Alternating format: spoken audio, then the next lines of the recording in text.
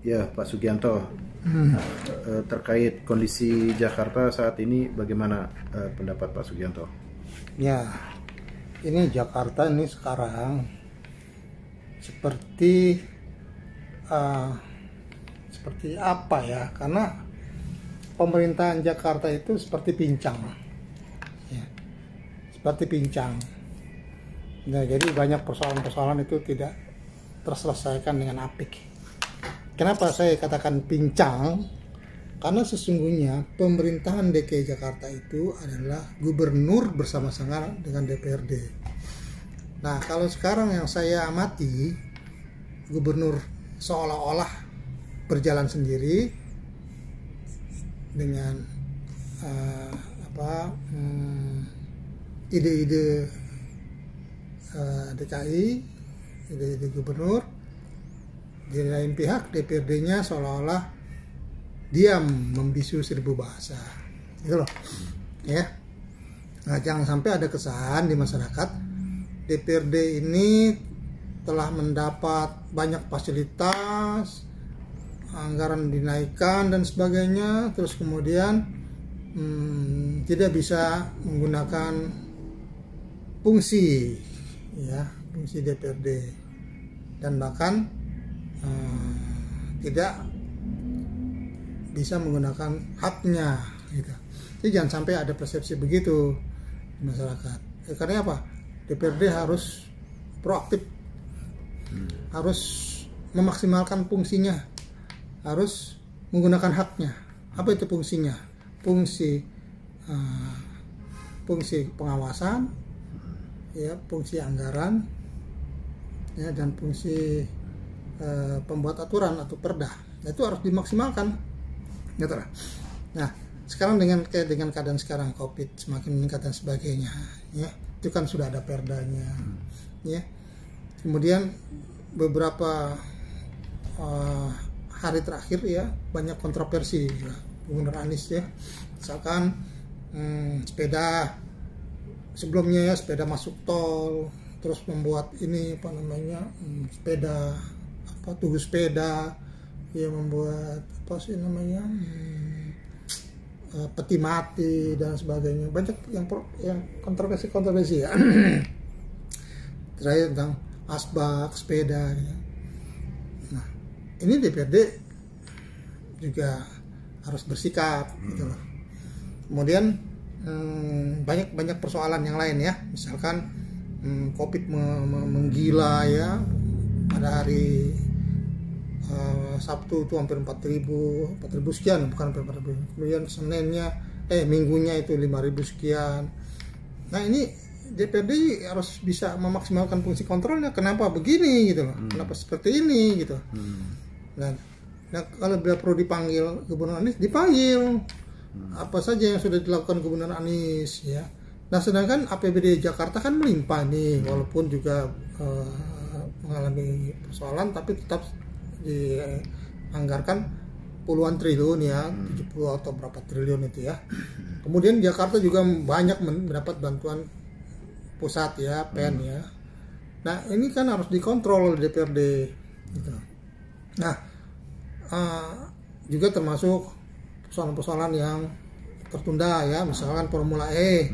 Formula E ini besar kemungkinan tidak bisa terlaksana tahun 2022. Sedangkan tahun 2022 itu adalah masa akhir jabatan Gubernur Anies Baswedan, karena dia tidak ada pilkada di Jakarta. Ini DPRD harus aktif, harus ada panggil gubernur. Ini bagaimana Formula E ini, gitu loh. Jangan bertaruh dengan keberuntungan bahwa di tahun 2022 akan terlaksana. Jangan, nanti beresiko, karena kalau itu tidak terlaksana tahun 2022, kemudian Gubernur Anies menunda lagi, kiamat ini. Kenapa? Siapa yang mau melaksanakan itu? Pejabat gubernur, dia nggak mau ambil resiko. Nah, dana yang sudah dikeluarkan itu menurut hasil audit BPK itu hampir 900 miliar sekian, ya. Nah, itu ada untuk bagian fee pertama, bagian kedua, ya, termasuk juga asuransi hampir 400 miliar, dan pinjam juga sekitar 200 miliar. Nah, itu anggaran besar, itu bisa kalau bisa ditarik kembali semua itu bisa beli berapa juta vaksin itu, gitu loh. DPRD-nya jangan membisu, jangan diam gitu loh, aktif, gunakan hak fungsi kontrolnya, ya kan, fungsi kontrol, panggil dinas kesehatan, panggil gubernur Anies, ya sekali-sekali gunakan hak interpelasi, kenapa enggak? Interpelasi itu kan hak dewan ya untuk menanyakan tentang kebijakan gubernur yang penting dan strategis yang mendapat orang banyak. Ya, misalnya Formula E ini penting dan strategis karena dengan ada dana di sana mengendap itu udah hampir berapa tahun itu 99. Kalau ditaruh di bank berapa itu bunganya itu? Nah, DPRD bisa melakukan manggil gubernur mempertanyakan ini mau diperpanjang, mau dibatalkan apa terus ditunda sampai kapan? Tahun 2002 pastinya seperti apa? Gitu.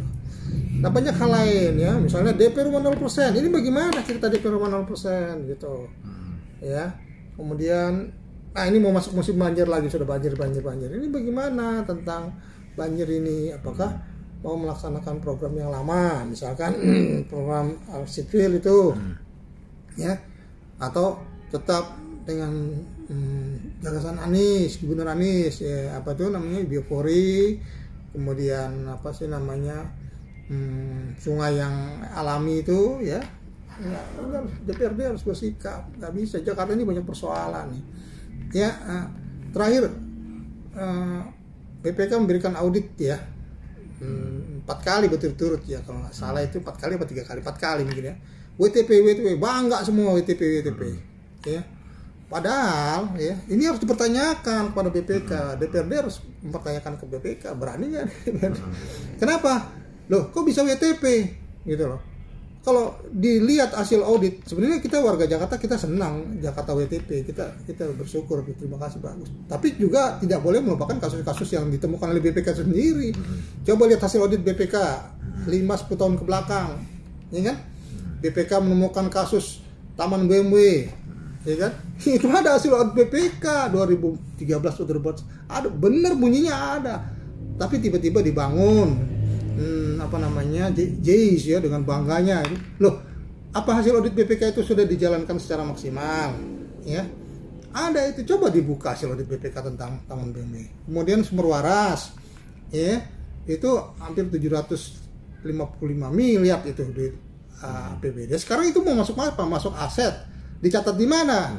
Sudah dibatalkan belum dibatalkan? Pembelian dan sekarang hampir 600 miliar. Itu kemana duitnya itu? Kemudian masuk catatan apa itu di Jakarta? Masuk ke aset, belum masuk ke aset atau dicatat apa? Itu dipertanyakan BPK ini. DPRD harus berani. Itu kemudian ya ada kasus yang lama itu ya pembangunan Mangga 2 ya. Itu dengan PT apa ya namanya? PTDP ya. Itu hasil audit itu bunyi itu. Ada tanah yang harus diserahkan ya. Pengganti kuburan yang siap pakai kurang lebih bisa hampir 68 hektar atau 70 hektar itu pengganti kuburan Mangga 2 dulunya kuburan itu. Hasil itu sekarang tanahnya itu masih berupa rawa, masih berupa empang. Nah itu kok nggak dicatat sama BPK? Ini sudah ditindaklanjuti belum? Gitu loh. Kok bisa WTP? Itu masuk aset mana itu? Kalau nanti dibongkar semua ya, saya lengkap hasil audit BPK, saya lengkap ya dari mulai tahun berapa saya lengkap. Nanti saya coba bikin surat ya ke BPK untuk mempertanyakan kok bisa Jakarta bisa WTP. Sedangkan kasus-kasus ini, nah kasus mikrosel juga ya, hasil audit BPK menemukan itu. Loh ini kok aset-aset DKI digunakan untuk kan belum bayar sewa tanahnya, tidak bayar sewa tanahnya. Bahkan ada rekomendasi langsung kepada gubernur. Ya pada saat itu 2017 ya, sudah 2018 ya, berarti sudah Gubernur Anies kalau nggak salah. Itu diminta ditindaklanjuti, dibuat kontrak baru. Nah, itu sampai sejauh mana? Gitu loh. Itu kalau dihitung-hitung secara sederhana aja ya, tanah yang dipakai untuk mikrosel itu kalau dihitung sewa itu dia bisa triliunan itu. Jadi persoalannya apa? Ada dua perda ini ya dua-duanya itu tidak bisa digunakan kok. Saya udah bikin surat KPK resmi kok itu tentang persoalan mikrosel, tapi belum ada tindak lanjutnya. Bahkan Gubernur Anies sudah saya surati juga. Nah ini DPRD ini mesti bersikap. Gitu. Nah terakhir kasus muncul ya pembelian tanah Saranjaya ya ada diduga untuk kaitan rumah DP 0%. Loh kok bisa WTP? Sebenarnya kan ada kasus muncul. Bagaimana ceritanya ini BPK, ya kan? Pada prinsipnya kita senang BPK memberikan WTP kepada Jakarta. Ini kan kita masyarakat Jakarta. Tapi juga harus dijelaskan ini kasus-kasus yang lama ini seperti apa, gitu loh. Seperti apa, penjelasannya bagaimana, tindak lanjutnya seperti apa, hasil audit, hasil rekonstruksi BPK sudah dilaksanakan sejauh mana, gitu loh. Ya. Nah, banyak. Saya lengkap hasil audit BPK itu lengkap sekali. Ya. Nanti saya bersurat ke BPK, nanti saya coba rincikan ya. Ini loh kasus ini belum selesai. Apa korelasinya dengan WTP dikaitkan dengan kasus-kasus yang belum tuntas? Ya. Begitu. Ya ini sih sebenarnya kita senang aja WTP. Cuma juga kan ada kasus-kasus yang memang belum tuntas gitu. Nah, BPK juga harus menjelaskan dengan pemberian WTP ini kasus ini posisinya seperti apa. Jadi begitu. Nah, harapannya ya DPRD bisalah memaksimalkan. Oh, DPRD ini sekarang kan sudah mendapat banyak fasilitas ini itu dan sebagainya. Jangan sampai ada kesan di masyarakat, oh karena sudah banyak fasilitas dan sebagainya, semua anggaran APBD ditingkatkan untuk DPRD, kemudian DPRD jadi bisu, jadi mendiam. Jangan sampai ada persepsi begitu di masyarakat.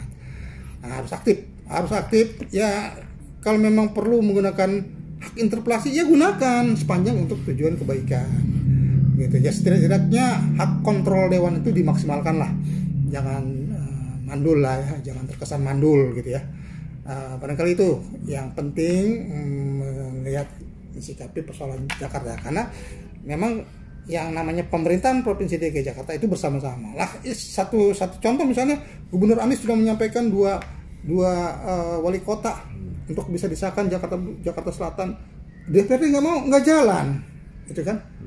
Loh ini ada apa ini? Ada masalah apa antara gubernur dengan DPRD? Jadi kan masyarakat yang jadi korban. Ini gubernur PLT sekarang, wali kota PLT sampai sekarang. Inilah makanya penting. Jadi harus diingat oleh Gubernur DKI Jakarta Anies Baswedan, DPRD, yang namanya pemerintahan provinsi itu adalah bersama-sama. Bukan gubernur sendirian. Kalau pemerintahan pusat iya, beda, dia presiden sendiri, DPR sendiri. Tapi kalau pemerintahan provinsi iya bersama-sama, gubernur dan DPRD. Orang buat APBD aja bersama-sama kok. Nah, kalau hubungan gubernur dengan DPRD-nya tidak harmonis atau tidak bagus, ya kacau, yang jadi korban masyarakat. Barangkali itu, ya DPRD gunakan fungsi maksimal, kemudian gubernur juga membangun hubungan komunikasi yang baik dengan DPRD. Demikian, terima kasih. Assalamualaikum warahmatullahi wabarakatuh. Waalaikumsalam, terima kasih.